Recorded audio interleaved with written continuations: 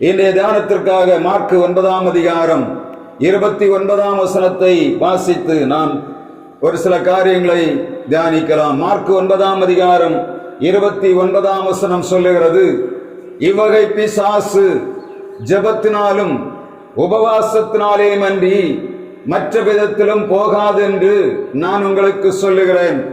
சூழ்நிலை என்ன?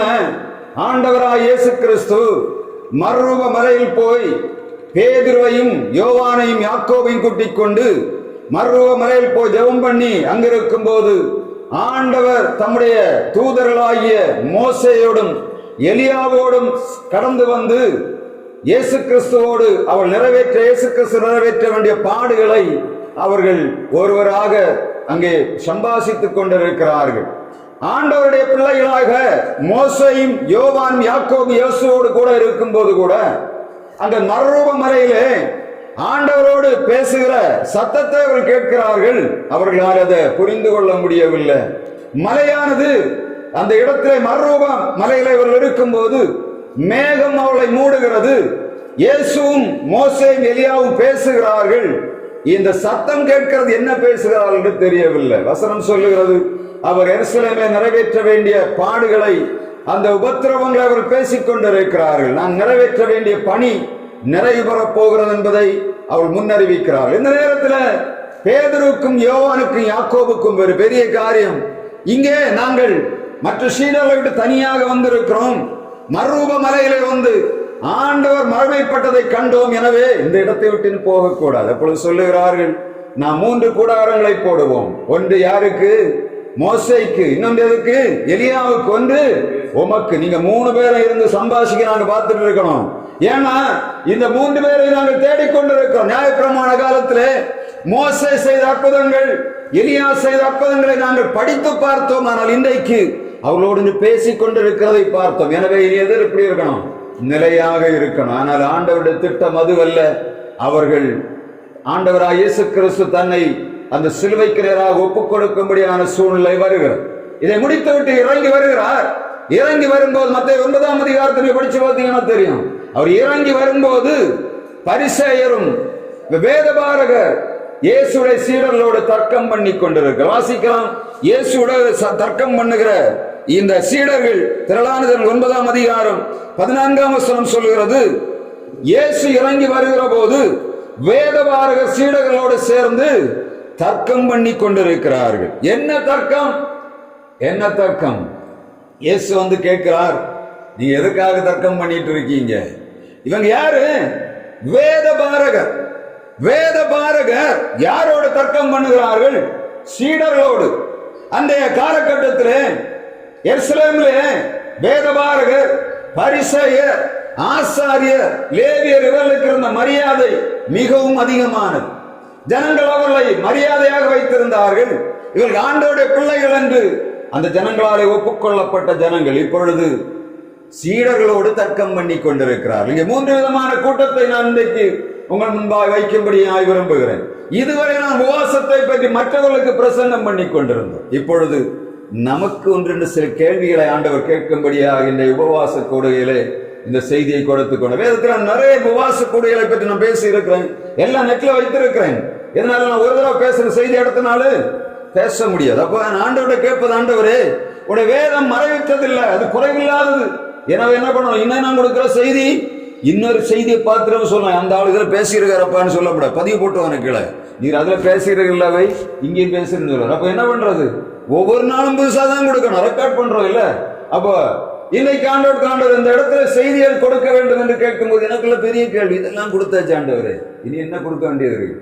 அப்பதான் புரிஞ்சது. பாஸ்டர் எடுத்தார் பத்தியலா, அழிந்து போகிற பொன் அக்னியினாலே சோதிக்கப்படும். அழிந்து போகிற பொன் அக்னியினாலே சோதிக்கப்படும். அதை காட்டிலும் விலையேறப்பட்டதான உங்கள் விசுவாசமும் சோதிக்கப்பட்டு கர்த்தர் வரும் நாளிலே உங்களுக்கு புகழ்ச்சி உண்டாக காணப்படும். அப்படியானால் இது யாருக்கு சொல்லப்படுகிறது? கிறிஸ்தவர்களாகிய நமக்கு, விசுவாசிகளாகிய நமக்கு இது சொல்லப்படுகிறது. விசுவாசிக்கிறவனுடைய இந்த விசுவாசமும் சோதிக்கப்பட வேண்டியதாக இருக்கிறது. இந்த செய்தியை நான் படிக்கும் போதுதான் இங்க பார்த்தேன். இந்த தகப்பன் சொல்ற, வாசிக்கலாமா? மார்க் 9ஆம் அதிகாரம் அந்த தகப்பன் அவனிடத்துல சொல்லுகிறான். இவன் மார்க் 9ஆம் அதிகாரம் 21ஆம் வசனத்திலே வாசிக்கலாம். அவர் அவனுடனே தாப்பனை நோக்கி, இது இன்னும் இவனுக்கு உண்டாகி எவ்வளவு காலம் ஆகிறது கேட்டார். அதற்கு அவர், சிறு வயது முதல் உண்டாயிருக்கிறது. இவனை கொல்லும்படி அநேகந்தரம் தீயிலும் தண்ணீரிலும் தள்ளிற்று. அநேகந்தரம் தீயிலும் தண்ணீரிலும் தள்ளிற்று. ஏதாகிலும் செய்யக்கூடுமானால் ஏதாவது செய்ய மனதிறங்கி எங்களுக்கு. நோயாளியுடைய பரிதாபமான சூழ்நிலை என்ன தெரியுமா? அடிக்கடி தண்ணீரை கொண்டு தள்ளுவான், அடிக்கடி தீயில கொண்டு தள்ளுவான். இவன் செத்து போக வேண்டும் என்று சொல்லி பிசாசானவன் போராடி கொண்டிருக்கிறான். யார்கிட்ட கொண்டு வருகிறார்கள்? சீடர்களிடத்துல அவனை கொண்டு வருகிறார்கள். இப்ப நம்ம கொஞ்சம் யோசித்து பார்க்கும்போதுதான் தெரியுது, தீயில போட்ட பொண்ணு என்ன பண்ணும்? சோதிக்கப்பட்டு அது வெளியே வரும் பொன்னாக. தண்ணீர்ல போட்டாலும் பொன்னாகும், ஒன்னும் பண்ண முடியாது. நம்ம இந்த தீயிலும் தண்ணீரில் விழுந்த மனுஷன் நம்ம எப்படி யோசித்துட்டு இருக்கோம்? அவன் பிசாசு பிடித்தவன் தான் யோசித்துட்டு இருக்கோம். நம்ம ஆவிக்குரிய விதமாக இதை நம்ம யோசித்து பார்ப்போம்னா, ஒரு மனுஷன் சோதனைக்குள்ள விழுந்து வேதனைக்குள்ள விழுந்து எழும்பும் போது அவன் பரிசுத்தவானுடைய பட்டியலிலே வைக்கப்படுகிறான். அப்படிதானே? யோபு இதே மாதிரி சோதிக்கப்பட்டான். யோபு சோதிக்கப்பட்டான், ஆபிரகாமும் சோதிக்கப்பட்டான். இது ரொம்ப கவனமாக, தீயிலும் தண்ணீரிலும் அது வித்தியாசம் நான் உங்களுக்கு சொல்லுகிறேன். யோபு சோதிக்கப்பட்டது எப்படி? தீ இனிமேல் ஒண்ணுமே இல்லை, அவனுடைய சரீரம் முழுவதும் வந்து கொண்டிருக்கிறது, குடும்பம் முழுசும் போச்சு. ஆபிரகாமுக்கு அப்படி இல்லை. எப்படி? தண்ணீர அவன் வாக்குத்தத்தத்தின் பிரகாரம் கொண்டு வந்து எல்லா ஆசீர்வாதத்தையும் கொடுத்து, வயர் நிறைய சாப்பாடை கொடுத்து, எல்லாவற்றையும் கொடுத்தார். கொஞ்சம் பஞ்சத்தை மட்டும்தான் கொடுத்தார். ஆனா எப்படி நடத்தினார்? அவருடைய விசுவாசத்தை ஆண்டவர் ஒரு விதமாக சோதித்தார். ஆனா யோபுக்கு அப்படி இல்லை, மொத்த நெருக்கம் தீ, அது வெந்து போய் எழும்ப முடியாது. யோபு எழும்புவானா என்று யாருமே நம்ப முடியாது. காரணம் என்ன? அவனுடைய எல்லாம் போச்சு. இனி போய் மருந்து பார்க்கணும்னா ஒண்ணும் இல்லை. அடுத்தது சரீரம் செத்து போச்சு, எல்லாம் இருந்தாலும் தப்பிக்க முடியும்.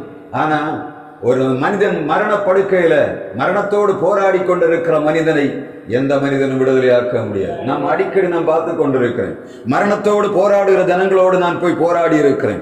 எப்படியாகிலும் தூக்கி விட வேண்டும் என்று நினைப்பேன். ஆனா நடக்கிறது என்ன தெரியுமா? நம்முடைய கைகளுக்குள்ள இருக்கிறவர் பத்திரமாக இருப்பாங்க. எப்ப தூக்குவான்னு தெரியாது, கண்ணுக்கு முன்பாக தூக்கிட்டு போயிட முடிச்சுக்கிறோம். அவன் செய்யற வேலை என்ன? பிசாசு. இதே சூழ்நிலை நான் பார்த்திருக்கேன் லைஃப்ல. ஏன்னா அடிக்கடி தீயிலும் தண்ணீரிலும் கொண்டு போடுகிறோமே, கொஞ்ச நேரம் நம்ம அவனை துரத்தி விட்டோம்னா வெளியே போயிடுவான். எப்ப நம்ம உசாரிலே உள்ள திரும்ப வரும். வசனம் தெளிவாக சொல்லு, அடிக்கடி தீயிலும் தண்ணீரிலும் வருகிறது. ஏசு அவனை எப்படி அதட்டினார் தெரியுமா? இனிமேல் இவனுக்குள்ளே போகாதே என்று சொன்ன. முதல்ல அதட்டிட்டு இனிமேல் இவனுக்குள்ளே போகாதே என்று அதட்டினார். அப்படியானால் இதற்கு முன்பாக அநேகரும் துரத்தப்பட்டிருக்கலாம். ஆனால் வெளியே போகும்போது நம்ம கொஞ்சம் ஆசுவாசமா இருப்பான். திரும்ப என்ன படும்? வசனம் சொல்ல, எங்க பிடித்தால் அவனை அலைக்கழிக்கிறது, எங்க பிடித்தால் அவனை அலைக்கழிக்கிறது. அவன் நுரைதள்ளி பல்லை கடித்து அவன் தன்னுடைய வேதனையினாலே அவன் சோர்ந்து போகிறான் என்று வசனம் சொல்லுகிறது. சோதனை வேதனை நம்முடைய வாழ்விலும் காணப்படுகிறது. அக்கினி சூளையிலே போடப்பட்ட அனனியா, மீசாவில், அசரியா என்பவர்கள் பத்திரமாக வெளியே வந்தார்கள். ஒரு பரிசுத்தவானாக அவர்கள் நீதிகரிக்கப்பட்டார்கள். இந்த யோசுவா யோர்தான் நதிக்கு முன்பாக நின்று அந்த தண்ணீரிலிருந்து அவன் வெளியே 2 சோதனை, அக்கினி சோதனையும் தண்ணீரின் சோதனை வேதத்தில் மிக தெளிவா சொல்லப்பட்டது. யாரு? யோர்தான் நதியில வந்தவங்க கானான் தேசத்தை சுதந்திரிக்கும்படியாக வந்தவர்களுக்கு யோர்தான் தடையாக இருந்தது. இந்த பாபிலோன் தேசத்திலே ஆண்டவரை வேர்க்கும்படியாக நின்றவர்களுக்கு அக்கினி பரீட்சையாக வைக்கப்பட்டது. இதுதான் அங்க சொல்ல, அடிக்கடி தீயிலும் தண்ணீரிலும் விழுது. நம்ம உலரமா? நம்ம அவன் என்ன சொல்லுகிறோம்? ஒரு சந்திரரோகியை கொண்டு வந்தாங்க, வசனம் என்ன சொல்லுது? அவன் அந்த தாய் தகப்பன் சொல்லுறான், அடிக்கடி தீயில தள்ளி போடுது, அடிக்கடி தண்ணீரில தள்ளி போடுது. எதுக்காக? சோதித்து எழுப்பணும். இதே சோதனை யாருக்கு உண்டு? நமக்கு உண்டு. இப்படி வரும்போதுதான் என்ன நடக்குது? பல்ல கடிக்கிறது, யாரை என்ன முட்டுறது, இதெல்லாம் நம்ம செய்யறோம். நம்ம என்ன சொல்றோம்? அவன் தான் பிசாசு பிடிச்சவன் சொல்றோம். நமக்குள்ள வரக்கூடிய ஆவியோடு இதே ஆவி. ஏன் அந்த செய்தி ஆண்டவர் கொடுத்தாருன்னா, விசுவாசிகளாகி நாம் திடப்பட வேண்டும் என்று சொல்லித்தான் இந்த உபவாசத்தை ஆண்டவர் கூறுகிறார். நீங்க ஒன்னு யோசித்து பாருங்க. இயேசு இடத்துல கொண்டு வந்தாச்சு. முதலாவது வந்த உடனே சொல்லுகிறார்கள், அந்த வேத பாரகர் என்ன பண்ணார்கள்? இவர்களுக்கு அதிகாரம் உண்டு. வேதபாரர் வேதத்தை கரைத்து குடித்தவங்க, அப்படிதானே? அவங்களுக்கு இந்த பிசாசை துரத்துறது எல்லாமே உண்டு, எல்லா அதிகாரமும் உண்டு. ஆனா செய்ய முடியாது. அப்ப எப்படி வாழ்க்கை சரியில்லை. இரண்டாவது, இவர்கள் என்ன பண்ணுகிறார்கள்? இந்த சீடர்கிட்ட இயேசுட்ட கொண்டு வந்தா நடக்கும் என்று நம்புகிறார்கள். அப்படிதானே? ஒன்றில் நடக்கும் என்று நம்பி இருக்கலாம். இல்லாத இவரை கொண்டு வந்து பார்த்து செக் பண்ண கொண்டு வந்திருக்கலாம். அப்படிதான். இவர் பெரிய ஆளான்னு பாக்குறதுக்காக ரெண்டு காரியம் செய்வான். ஏன் தெரியுமா? வேத பாரலிங்க பார்த்தா தெரியும். ஒன்னில் தங்களுக்கு செய்ய முடியாம இருந்தா வேற யாராவது செய்யிட்டு கொண்டு போய் அவனை கொஞ்சம் செக் பண்ணணும், டெஸ்ட் பண்ணணும் அப்படின்னு என்ன பண்ணுவாங்க. எதுக்காக? அங்க கொண்டு போய் இயேசுனால அதை ஒண்ணு செய்ய முடியாம இருந்தா உலகம் ஃபுல்லா சொல்லிடலாம், இவரு உதவாத மனுஷன், இது அதை செய்தார், இதை செய்தார், இதை செய்ய முடியாது. அப்படிதானே? இதான் கேள்வி. இதுக்காக கொண்டு வந்திருக்கலாம். வசனம் சொல்லுகிறது, வேதபாரகர் சீடர்களோடு தர்க்கிக்கிறார்கள். இப்பொழுது ஆண்டவர் அந்த காரியத்தை என்ன செய்தார்? அவனை கொண்டு வர சொன்னார். அவங்க தாப்பண்ட கேட்கிறார், இவனுக்கு எவ்வளவு நாளா இருக்குது? அவன் பிறவியிலிருந்தே இருக்கிறான் சொல்லிட்டு சொல்லுகிறான், ஆண்டவரே இவன் அடிக்கடி தண்ணீர்ல விழுகிறான், அடிக்கடி தீயில விழுகிறான், ஆனால் நீர் இரக்கம் செய்ய முடியுமானால் இவனை சுகமாக்க வேண்டும் என்று கேட்கிறான். அடுத்து ஆண்டவர் சொல்லுகிறார், அவனை அதட்டினார். வசனம் சொல்லுகிறது, மிக தினங்கள் ஓடி வந்து கொண்டிருக்கிறார்கள். நீங்க மார்க் 9ஆம் அதிகாரத்தை பார்த்தா தெரியும். இயேசு துரத்துவதற்கு முன்பாக திரள் கூட்டம் ஓடி வருது. எப்படி? வேற என்ன செய்யலான்னு பார்க்கறது வரலாம் தெரியல, இல்ல பெரிய கூட்டம் பிசாசு கூட்டம் வருதான்னு தெரியல. இயேசு உடனே சுதாரிச்சுட்டு என்ன பண்ணார்? உடனே அதட்டினார். அதட்டினோடனே அது அவனை கீழே தள்ளி போட்டு அவனை வேதனைப்படுத்தி அவனை விட்டு போய்விட்டது. போயிட்டு வசனம் சொல்ல, செத்தவனை போல கிடந்தான், செத்தவனை போல கிடந்தான். ஆண்டவர் தம்முடைய பிள்ளைகளை விடுதலையாக்கும் அநேக நேரத்தில் மற்றவர்கள் பார்த்தவன் செத்து போனேன்னு தான் சொல்லுவாங்க. பார்த்துருக்குதா? ஆண்டோடைய பிள்ளைகள் அநேக நேரங்களில் பிறருக்கு செத்து போனாலும் இவனை கொண்டு ஒன்றும் உதவாது என்று சொல்லுவார்கள். ஆண்டவருக்காக வைராக்கியமாக இருந்தவர்கள் இந்த தீயிலையும் தண்ணீரையும் அழிக்கப்படாதவனாக யாரு? இந்த சந்திரரோய். நம்ப முடியுதா? இந்த சோதனை யோபு ஆபிரகாம் கடந்து போன அதே சோதனைய இந்த சந்திரரோயை சுமந்து ஜெயித்து நிற்கிறான், அழிந்து போகவில்லை. ஆமா, அப்ப எப்படிப்பட்ட ஆளு? ஆனா இப்ப சூழ்நிலை என்ன? ஒண்ணுமே செய்ய முடியாது. ஊமை செவிடன். தகப்பன் சொல்றான் ஊமைன்னு சொல்லுகிறான். ஆனா இயேசு அதட்டும் போது மிக தெளிவா சொல்லுகிறார், ஊமையும் செவிடுமான ஆவியே இவனை விட்டு விலகிப்போ. தீயிலும் தண்ணீரிலும் கிடந்தாலும் வெளிம்பியவனுக்கு வேலை செய்ய முடியல, பேச முடியாது, கேட்கறதும் புரியாது, செவிட்டுக்காது, பேசவும் முடியாது. எப்படி? பெரிய விசுவாசி தான், எல்லா சோதனையும் தாண்டி ஜெயித்தவன் தான். பேச முடியல, என்ன பண்ணுது? கேட்க முடியல. அப்படிப்பட்ட வார்த்தை ஒரு நல்ல விசுவாசிக்கு வரும். ஏன்னா ஆண்டவரால் பயன்படுத்தப்படுகிறவனுக்கு வாய் பேச முடியாதவர்கள காதுல என்ன விடும்? பஞ்சர் வந்து விடும். பெரிய ஈயத்தை காய்ச்சி என்ன பண்ண காது உள்ள அப்படியே ஊத்துவாங்க. வா பேசவே முடியாது. நம்ம பேசுவோம், நான் பெரிய அந்த வார்த்தை வரும், பார்த்துட்டு தெரியும். இனி இவன் காதுல வந்து அந்த வார்த்தை வாயை திறக்க விடாது. பெரிய விசுவாசி தான். ஆண்டவரால் சோதனையை சைத்து மேல வந்தவன் தான். ஆனா காதுல வரக்கூடிய ஈயம் வாயை திறக்க விடாது. ஆண்டவர் பார்க்கிறார், இனி இவனை விட்டா சரியாவது. அதட்டி ரெண்டு ஆவியும் அதட்டினான். என்ன? ஊமையும் செவிடுமான ஆவியே இவனை விட்டு போ. ஓடிஸ். இது காரியம் நடந்தாச்சு, அவன் எழும்பியாச்சு. இப்ப சீடர்கள் வருகிறார்கள் இயேசுடத்துல, ஆண்டவரே என்ன ஆச்சுது? நாங்க உண்மை கூட 3.5 வருஷம் நடந்துட்டு இருக்கோம். எப்படி? நாங்க நீர் சொல்லுகிற இடத்துல நம்ம பிசாசுகளை திறத்துகிறோம், சொஸ்தமாக்க சொன்ன சொஸ்தமாக்குகிறோம். ஏன் இந்த காரியம் நடக்கல? ஏன் இந்த காரியம் இல்ல? அவிசுவாசம் இல்லை. ஆண்டவர் தெளிவா சொல்லுற அந்த வசனத்தை நீங்க பாத்தீங்கன்னா, இவ்வகை பிசாசு 29ஆம் வசனம் இல்ல 29 9:29 கடைசி வசனம் தான். 20-29. அதற்காக இவகை பிசாசு உபவாசத்தினாலும் மற்ற விதத்தினாலும் போகாதென்று என்றார். யார்? இயேசு சீடர்கள் கூட நடக்கிறாங்க. இயேசு உபவாசம் இருப்பாரா? இயேசு பிசாசு துரத்தினாருன்னா ஜெபம் உபவாசம் பண்ணி இருக்கார். 3.5 வருஷம் கூட நடந்த சீடர்கள் என்ன பண்ணாங்க? ஆண்டவர் சொல்றாரு பாத்தீங்களா? சீடர்கள் கேட்கிறாங்க, தனித்தான் கேட்கிறாங்க, வேற கூட்டத்துல கேட்கல. என்ன போய் நீர் நாங்க எல்லாரும் துரத்தி பார்த்தா அவன் போகலையே. அவர் சொல்லுகிறார், இவ்வகை பிசாசு உபவாசத்தினாலும் ஜெபத்தினாலும் வந்து வேற இடத்துலையும் பார்த்து இவன் கேட்டிருக்க மாட்டாங்களா? கேட்பாங்க. நாங்க ஒண்ணு ஜெப உபவாசம் இருக்கே இல்லையோ, ஒருத்தனும் பேச முடியலன்னா எல்லாம் கல்லா போயிருக்கு. கூட இருந்தாலும் 12 சீடர்கள் எப்படி இருந்தாங்க? இயேசுடைய வழியை பின்பற்றவே இல்லை. ரொம்ப கவனமா பாத்தீங்கன்னா தெரியும். இயேசு உபவாசம் இருக்கிறார், இயேசு ஜெபம் பண்ணுகிறார், சீடர்கள் என்ன பண்ணுவாங்க? இயேசு நல்ல ஜெபம் பண்ணிட்டு இருக்கும்போது நல்லா உறங்குவாங்க. அப்படிதானே? கெத்செமனே போக முன்னாடி 1 மணி நேரம் முடித்திருங்கப்பா, நான் சாக போறேன்னு சொல்றாரு. இவங்க என்ன பண்ணாங்க? தூங்கிட்டு இருந்தாங்க. அப்ப என்ன பண்றது? ஆண்டவர் சொல்றாரு, அந்த 12 பேரையும் கூட்டிட்டு எப்படி நடந்திருப்பாரு கொஞ்சம் யோசிச்சு பாருங்க. ஒருத்தன் அங்க முக்கில போய் கிடக்கும். சொல்லலாம் பாஸ்டர், அவர்கிட்ட ஒன்னும் சொல்லிடுறோம், நான் இதுல கிடைக்கும். எப்படி சொல்லு? உடம்பு சரியில்லைன்னு சொல்லு.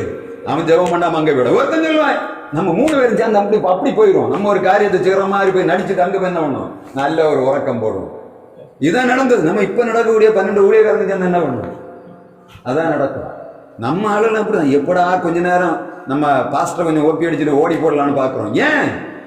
ஆண்டவர் இயேசு கிறிஸ்து செய்த நடைமுறை வாழ்க்கையை இவர்களால் பின்பற்ற முடியவில்லை. உலகத்துக்குள்ளதான் நடந்தார்கள், இயேசுவோடும் நடந்தார்கள். ஆனா வாழ்க்கை எப்படி இருந்தது?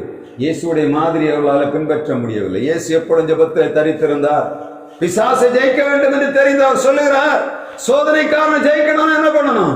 விழித்திருந்து ஜெபிக்கணும். ஆனா நம்ம என்ன செய்கிறோம்? எல்லாம் இஷ்டத்துக்கு நடந்துட்டு கடைசியில போய் பிசாசு வருதுன்னா பிசாசு போகுமா? அதான் சொல்ற. நம்ம கொஞ்சம் கவனிக்கணும். நம்முடைய உபவாசங்கள் எப்படி இருக்குன்னு பார்க்கணும். நம்முடைய குடும்பத்தில் அடிக்கடி இந்த பிரச்சனை உண்டு. வீட்டில் பார்த்தா ஒரே வெட்டும் கொத்துமா தான் இருக்கும். பல்ல கடிச்சு நெல்லை கடிச்சு நம்ம என்னென்ன கிடைச்சதெல்லாம் போட்டு இடிச்சு நொறுக்கிறோம். ஆனா உபவாசம்னு வருகிறோம். என்ன பண்ணுகிறோம்? உபவாசம் உண்மையா? நான் எனக்கே பயங்கர சங்கடம். என்ன ஆண்டவரே, நான் உபவாசம் கூட நடத்த போறேன், நான் உபவாசம் இருக்கிறேன்னு பார்த்தா இல்ல. நான் பேசுறேன், நான் அதை தான் சொல்றேன். ஏன்னா ஜெபம் உபவாசம் மரியாதை நம்ம இதுவரை கண்டுபிடிக்கவில்லை. நான் கேட்கிறேன், இந்த ஜெபம் என்ன ஜெபம் பண்ணியிருப்பார்? இயேசு பரமண்டல ஜெபத்தை சீடர்ல சொல்லி கொடுக்கிறார், இப்படி ஜெபம் பண்ணுங்கன்னு சொல்லுகிறார். ஆனா இந்த இடத்துல ஆண்டவர் சொல்லக்கூடிய ஜெபம் என்ன? இப்ப பெரிய கூட்டம் இருக்கு, பிசாசுல பெரிய சேனை இருக்கு, அதை துரத்தணும்னா ஜெபமும் உபவாசமும் இருக்கணும். அப்ப என்ன அர்த்தம்? முன்னாடியே தெரியும் நமக்கு ஒரு போராட்டம் இருக்கு. இந்த இடத்துல நம்ம ஊழியத்துக்கு போக போறோம். இங்க பிசாசு போராட்டம் உண்டு என்று தெரியும். எந்த இடத்துலயும் உண்டு, எல்லா இடத்துலயும் உண்டு. பிசாசு இல்லாத இடமே இல்லை. அவன் வெளியே இருப்பான், எங்க இருப்பான்? தூதர கூட்டத்திலையும் அவன் இருப்பான். என்ன தெரியணும்? இந்த பிசாசு ஜெயிக்கணும்னா நாம ஜெபிக்கும் போது ஆண்டவர் அநேக காரியங்களை காட்டி கொடுப்பேன். அது காலை நேரங்களில் நிறைய பார்த்துருக்கேன். அதிகாலை நேரத்தில் எழுந்து ஜெபம் பண்ணும் போதுதான் தெரியும். ஒவ்வொருத்தருடைய காரியங்களை ஆவியில காட்டி கொடுப்பார்.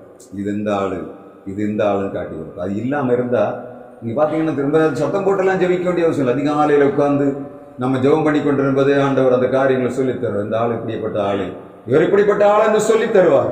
அப்ப எப்படி இருக்கணும் ஜெபம்? அதற்கு தகுந்தவாறு இருக்கணும். அவங்களை தீர்த்து போடுவதற்காக இல்லை, அவங்களில் இருக்கிற பிசாசை கடிந்து கொள்ளும்படியாக ஜெபிக்கணும். அதுதான் ஆண்டவர் கொடுக்கிறது. அவருக்கு தெரியும் இந்த பையன் யாரு. அவன் கேட்டவனு சொல்லுறான், இவன் வந்து யாரு? விசுவாசத்திலே திடமானவன். அவன் அக்கினியும் ஒன்றும் செய்யவில்லை, அந்த தண்ணீரும் ஒன்றும் செய்யவில்லை. ஆனா இப்ப என்ன செய்ய முடியவில்லை? பேச முடியவில்லை. யாரு சொல்றது கேட்டாச்சுன்னா என்ன பண்ணுறான்? டென்ஷன் ஆகி விடுகிறான். அப்படிதானே? நம்ம கோபம் அந்த கையில இருந்தா என்னெல்லாம் எதுக்கு எப்படி வருது? யாராவது திட்டா அவங்கள காலி பண்ணணும். அதே சேம் சந்திர ரோகம்னு அதான். கேட்கறத தாங்க முடியாம பல்ல கடிச்சிட்டு அடிக்க போறதான் சந்திர ரோகம். இந்த நோய் தீரணும் என்ன பண்ணணும்?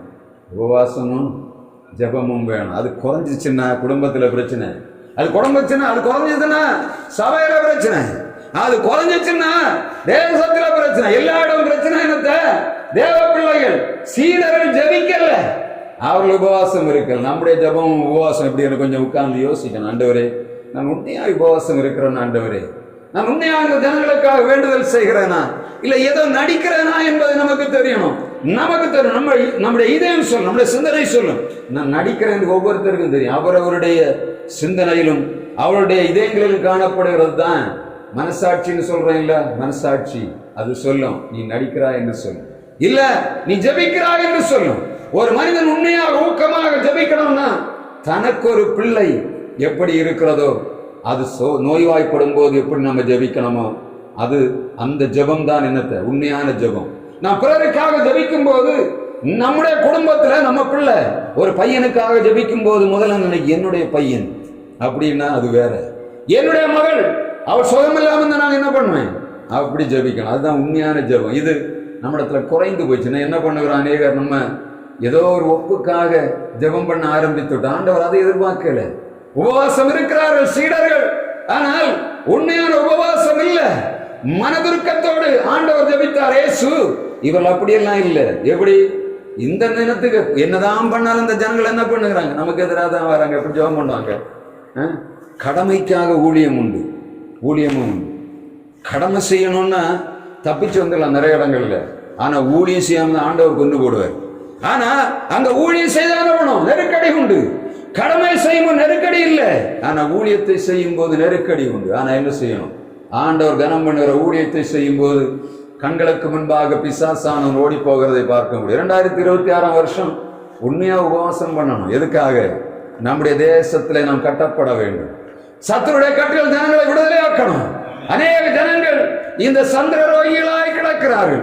ஒரு நாள் எழுப்புதல் உச்சக்கட்டத்தில் இருப்பாங்க, அடுத்த நாள் எங்க பண்ணுவாங்க? சோர்வுக ஆடி பக்கத்துல போய் கிடாங்க. சாத்தானுக்கு வேலை எப்படி? ஆடி தூக்கி விடும், கையும் காலையும் போட்டு ஆட்டி என்கிட்ட எல்லாம் இருக்குன்னு காட்டுகிற அதே மனுஷனை அடுத்த நிமிஷம் தண்ணியில கொண்டு. எலியாவது தெரியும் இல்ல? எலியா என்ன பண்ண? பாகாலின் தீர்க்கதரிசி 450 பேரை கொன்னுகிட்டு நிக்கிறான். நான் ஜெயித்துட்டேன். அங்க ஒரு வார்த்தை வருது, இன்னைக்கு நான் உன்னை கொல்லாட்ட கேளு. ஒரு பொம்புல பொய் சொல்றேன், ஆண்டவரே நான் என்னுடைய தகப்பன்மாரை காட்டிலும் பரிசுத்தவான் இல்லை, என்ன எடுத்து.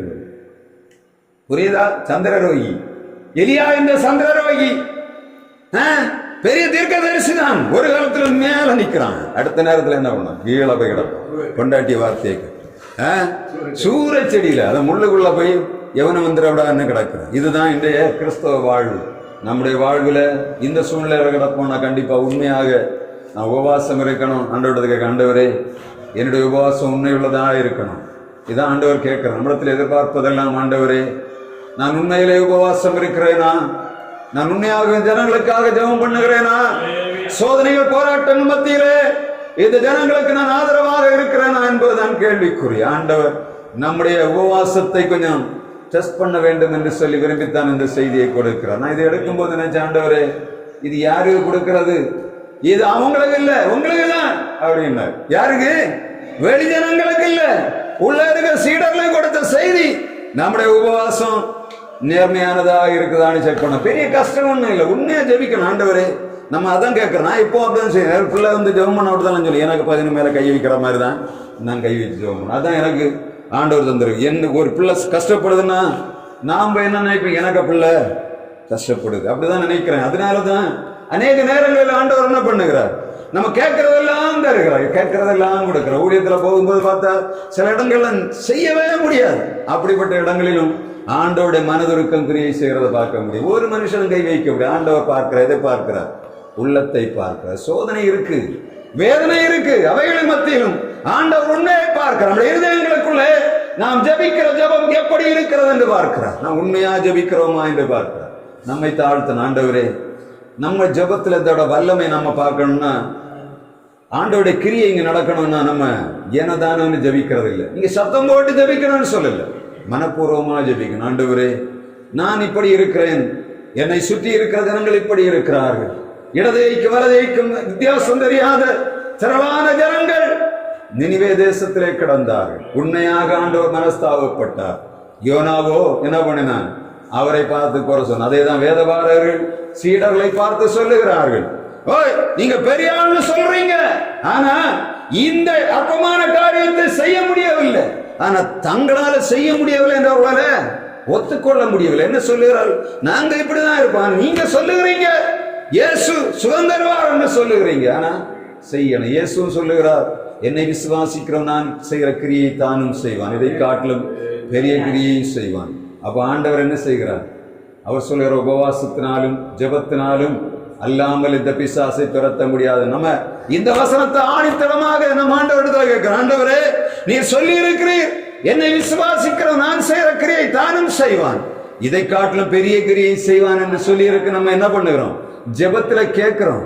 ஆனா ஆண்டவர் சொல்லுகிறார், இவகை பிசாசு ஜெபத்தினாலும் உபவாசத்தினாலேயும் அன்றி வேறொன்றினாலும் போகாதுன்னு. அப்ப இயேசு எப்படி இருந்தார்?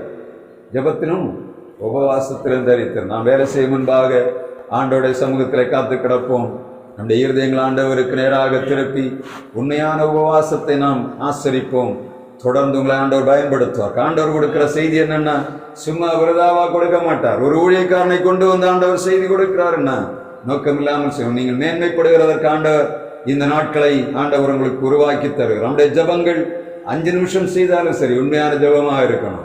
10 நிமிஷம் செய்தாலும் அது உண்மையான ஜபமாக இருக்கணும். நம்முடைய உபவாசம் உண்மையாகவே ஆண்டவருக்கு நேராக இருக்கணும். புலம்பல் 2ஆம் அதிகாரம் 19ஆம் வசனம் சொல்லுகிறது, எல்லா தெருக்களின் முனைகளிலும் மூர்ச்சித்து போய் கிடக்கிறவன் பிள்ளைகளுக்காக நதியளவாக கண்ணீர் விடு, நதியளவாக கண்ணீர் விடு. நம்முடைய ஜபங்கள் அப்படி இருக்கணும். எழும்பும் போது ஆண்டவரே தேசம் அழிந்து கொண்டிருக்கிறது, தேசம் எப்பொழுது துக்கத்துக்குள்ளாக போய் கொண்டிருக்கிறது, ஜனங்களுக்கு அறிவில்லை, அவள் போகிற பாதை என்னவென்று தெரியவில்லை. ஆவிக்குரியவர்களாய் நமக்கு நன்றாக தெரியும் ஓடுகிற ஓட்டம் தவறாக ஓடிக்கொண்டிருக்கிறது. மனிதனுடைய வாழ்முறை எல்லாம் எப்படியோ போய்கொண்டிருக்கிறது. ஆனால் நமக்கு தெரியும் இந்த ஓட்டம் சரியான ஓட்டம் இல்லை. உலகம் ஓடுகிற ஓட்டம் சரியான ஓட்டம் அல்ல. நம்முடைய ஓட்டம் சரியாக தெரிந்து வைத்து விட்டு நம்ம ஓடுகிறோம். நமக்கு தெரியுது இது இப்படிதான் போகும் என்று தெரியும். இப்படி போனா இது இப்படிதான் போகும்னு நமக்கு ஆண்டவர் ஞானத்தையும் அறிவையும் தந்துரு. அவன்கிட்ட கொடுக்கல. ஆனா நம்ம எப்படி வாடுகிறோம் என்பதுதான் கேள்வி.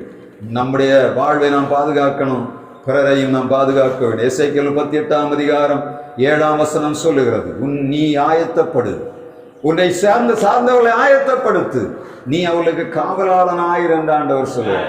ஒரு 4 பேர்கிட்ட சொல்லல, எசேக்கியேல் தீர்க்கதரிசிகிட்ட சொல்லுகிறார், நீ ஆயத்தப்படு, உன்னை சேர்ந்தவர்களை ஆயத்தப்படுத்து, நீ அவர்களுக்கு காவலாளன் ஆயிரு. இதுதான் நம்முடைய பணி.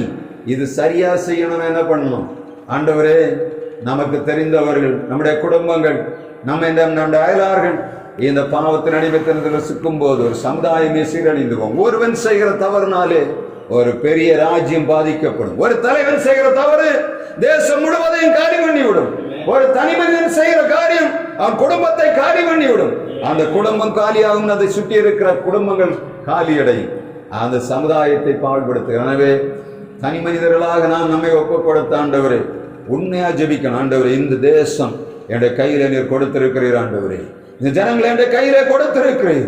நான் விருதாவாய் ஓடுவதற்கல்ல, எனக்கு அளவில்லாத ஆசீர்வாதத்தை தருகிறேன், எல்லா சமாதானத்தையும் எனக்கு தந்திருக்கிறேன். நான் எப்படி வாழுகிறேன் என்பதுதான் ஆண்டவருடைய சமூகத்தில் நான் கொடுக்க வேண்டிய கணக்கு என்பதை நினைவில் வைத்து நம்முடைய உபவாசங்களை செய்வோம். கர்த்தர் தொடர்ந்து உங்களை நடத்துவாராக. ஆமென்.